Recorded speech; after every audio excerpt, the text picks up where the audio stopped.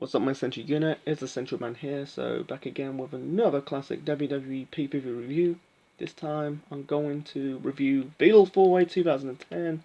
10,000 people packed the Nassau Coliseum in Long Island, New York. The date for the show was the 20th of June 2010. 143,000 pay-per-view buys. The commentators for the show was Michael Cole, Jerry the King Lawler, and Matt Striker. And before the start of the show, you had Vince McMahon came in out and really said like Bret Hart, the GM, would not attend it for this pay-per-view. This pay-per-view is built around the whole Nexus evasion angle. You know, the Nexus debut on Raw, the first month of June, and really beating down like Cena, the announcers, the crew members. It's just there was the Straight Society on the first night, and then the following week beat down Bret Hart because he refused to give the Nexus a contract.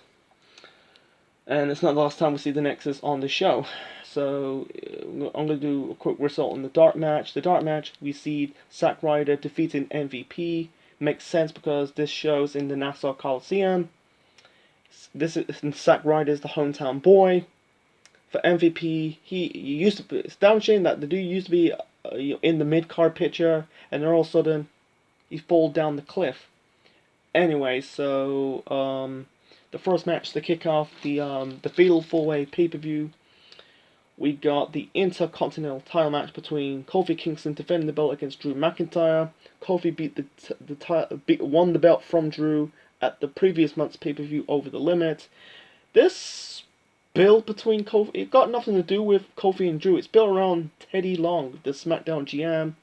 Like during that on the SmackDown, you had like basically had a Drew forced Teddy Drew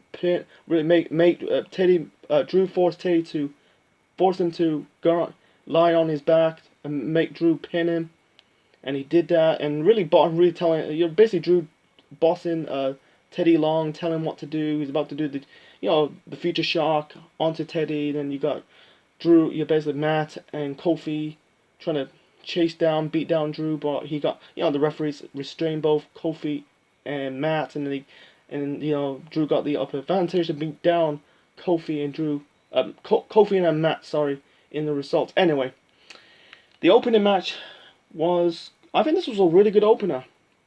Before the start of the match, you basically had Drew call out Teddy Long, make him attend for his match. Anyway, so really good match, back and forth between two good workers, Kofi and Drew. I think he executed the SOS on McIntyre, but McIntyre kicked out. I think the referee, Charles Robinson, got knocked out, and then I think Drew forced Long, basically like, he dragged Teddy into the ring, took the referee shirt away from Charles Robinson while he's still out cold. Teddy's wearing the referee shirt. I think he hit the future shock onto Kofi, and then Teddy refused to do the 3 count. He did the 2 count but didn't go for the 3rd, and he said do the 3 count. I'll drop you on your head. He's about to hit Kofi with the future shock again, but Matt Hardy came out of nowhere, beat down McIntyre, hit him with a twist of fate. Kofi hit the Trouble in Paradise to win this match and retain the IC title. So down shame for Drew after that, because right now, by the time this video is on the internet, Drew McIntyre is the new WWE champion. But back then, they dropped the ball with him. I know the situation with Tiffany. After that he was in the tag team picture with Cody, win the tag team belts, never caught fire, and after that he was jobbing out, and his first run was in the toilet. Anyway, so the next match, we got the first Fatal 4-Way match of the night. This is for the Divas Championship. Eve Torres defending the belt against Gail Kim, Maurice, and Alicia Fox. I'm not saying this was a terrible match. I don't really shit on Divas matches, because not all Divas matches are terrible, This is not it wasn't a great match, but it wasn't terrible. It was okay for what it is. You had basically like you got Gail and Eve Torres. They are the workhorses. They're the good wrestlers. Can wrestle Maurice, I don't really like Maurice. I don't think she ain't that good in the ring. She's more okay as a valet, but not as a good wrestler. And Alicia Fox, she is okay for what it is. You know, based typical fatal four-ways, triple threat matches, you always see the heels ganging up on the baby faces, and then one of the heels turning on the other heels. I know the shtick of fatal four-ways and triple threats, you know, multi-man matches. Anyway, so Eve hit the swinging neck break on Maurice, hit the moonsault onto Maurice again, but Alicia Fox capitalized, throwing Alicia Fox, not throwing Alicia Fox, throwing Eve out of the ring, pinned Maurice, and became the new Divas champion, the first and only championship Alicia Fox won in the company. Her 11 years run in the company. She was released in 2019. Down for Gail Kim, you know, her run in WWE was in the shitter. I'm glad she returned to TNA 1 year later, but it's just, I say great. I say an okay match for what it is. Nothing, it wasn't bad, but wasn't like great. Anyway, so the next match we see Chris Jericho versus Evan Bourne. Then Jericho challenged Evan Bourne to a match. They had a match on a Raw, and Jericho called the fans parasites. He said his match with Bourne on Raw was discriminated, you know, and also he was putting himself over, you know. But yeah, this match was good. I think it was one of the best match of the night, in my opinion. You know, like like one more of the match you had, like Evan Bourne did a move outside the ring on Jericho. He did like a double knee to the face, but he kind of countered it, crawled under Bourne's leg and locked in the walls of Jericho. Bourne reached the ropes. I think Bourne hit the really multiple like kicks, and you know, typical. He's really talented. You know, he's the damn shame he's running WWE, went nowhere after that. Anyway, Bourne kicked out the cold breaker. In the end, you know, he hit the airborne onto Jericho to win this match. And it's a damn shame if Bourne's career in WWE didn't amount to anything. I think the problem with Evan Bourne, Matt Seidel's run in WWE, I think when he was entering Impact Wrestling, you know, as his real name Matt Seidel, or Matt Coughlin, no, enter Impact Wrestling as Matt Seidel, he was doing the whole third eye gimmick. I think the problem is his lack of character development. That's the reason why he didn't have a crack in World Wrestling Entertainment. Anyway, you know, it was a really good match, man. Anyway, moving on to the second Fatal 4-Way match for the World Heavyweight Championship. We got Jack Swagger defending the belt against Big Show, CM Punk, and Rey Mysterio.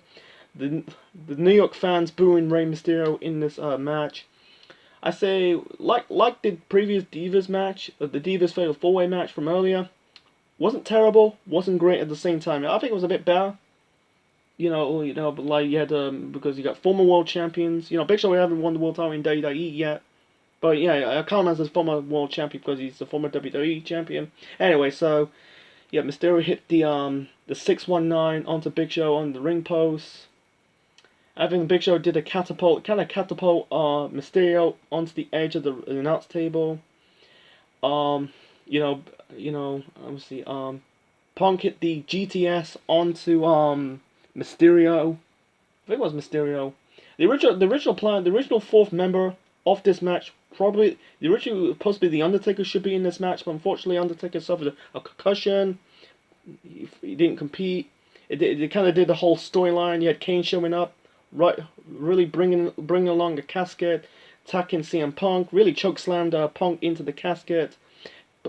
Gallows saved him, his fellow SOS member, you know, Straight Edge Society member, because the whole storyline that Undertaker was in a vegetated state, who attacked the Undertaker. That was a crappy storyline at the time.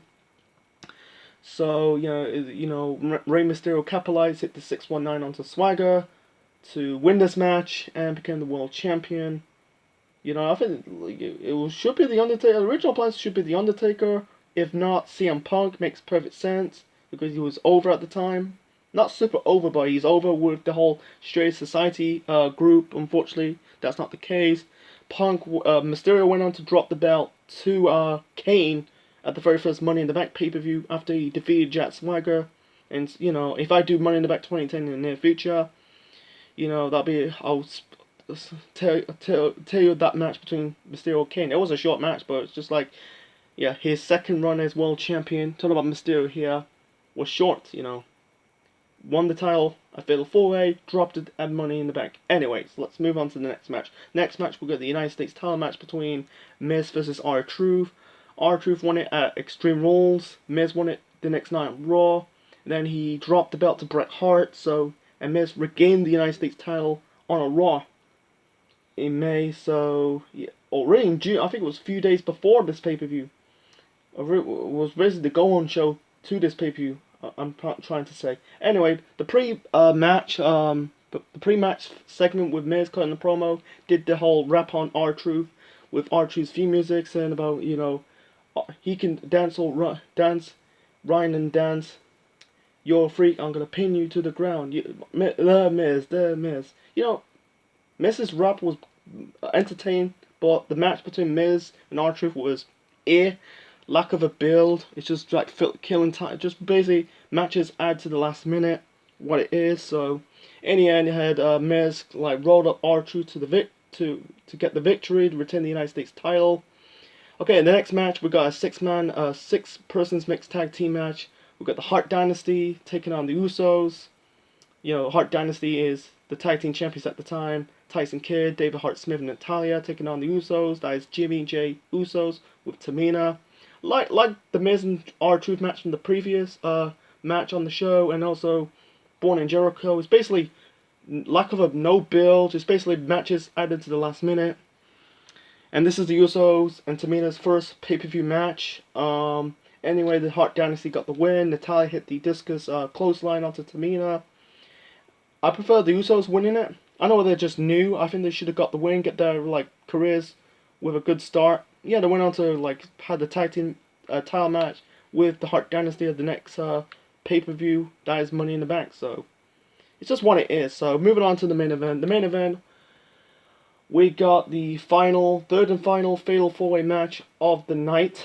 And this is for the WWE Championship. John Cena defending the belt against Edge, Randy Orton, and Sheamus. The fans were booing John Cena.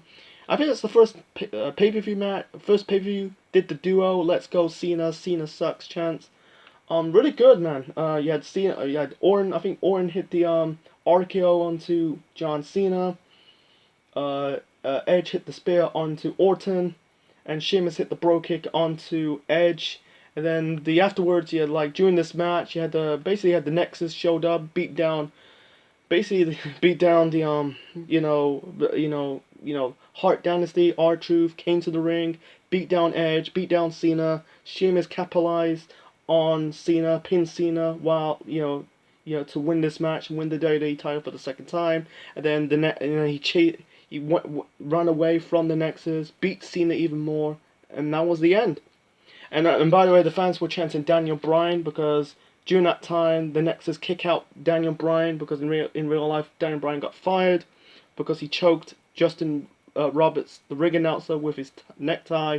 He came back at SummerSlam in 2010, so he's playing the seeds for the SummerSlam match between Team WWE or Team Cena versus Team Nexus. So anyway, I think the main event was the third Fatal 4-Way match was way better than the other two. My final rate for the show, I'll give it 7 out of 10. I was planning to give it 6, but I'll be fair. I'll give it 7. I think it was an okay paper. Actually, I'll give it 7.5 out of 10. It was a good pay-per-view. It wasn't bad, but it wasn't great. It was a decent pay-per-view for what it is. You know, I feel like the opening match was great. Evan Bourne versus Jericho was good, and the main event was also awesome. You know, the Nexus Invasion. Besides that, there were no bad matches.